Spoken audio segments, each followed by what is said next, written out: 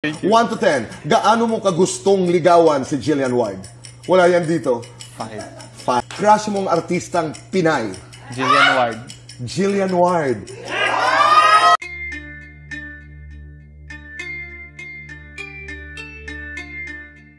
Marami nga ang sobrang kinilig kay Eman Bacosa Pacquiao nang aminin nito ang kanyang ultimate crush na female celebrity. Ito ay ang maging guest siya sa Fast Talk with Boy Abunda kung saan napag-usapan nito ang tungkol sa kanyang love life at iba pang pangyayari sa kanyang buhay.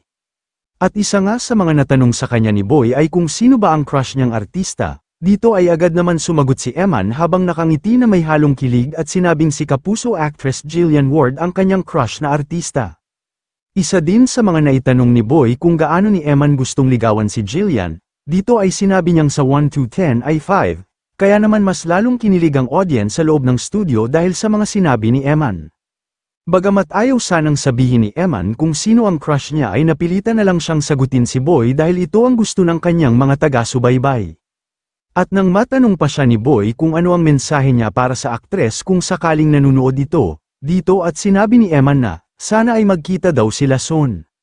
Isa rin sa mga napag-usapan nila kung ilan na nga ba ang naging girlfriend ni Eman. Dito ay inamin ng binata na 3 na. Sinabi rin ni Eman na ayaw niyang nililigawan siya ng babae, dahil ang gusto niya ay siya ang nanliligaw at nag-e-effort. Bukod dyan ay naitanong din ni Boy kung sakaling walang boxing ay ano daw ang pupuntahan ni Eman, o ano ang magiging trabaho nito. Dito ay agad sinabi ni Eman na magiging ordinary employee siya, pero pangarap niya pa rin na maging mechanical engineer.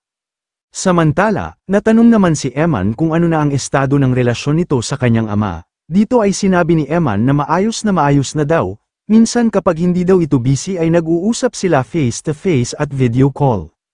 Palagi din daw siya nitong pinapangaralan, at palaging sinasabihan na magdasal sa itaas, lubos din ang pasasalamat niya sa nangyayari sa kanyang masayang buhay ngayon.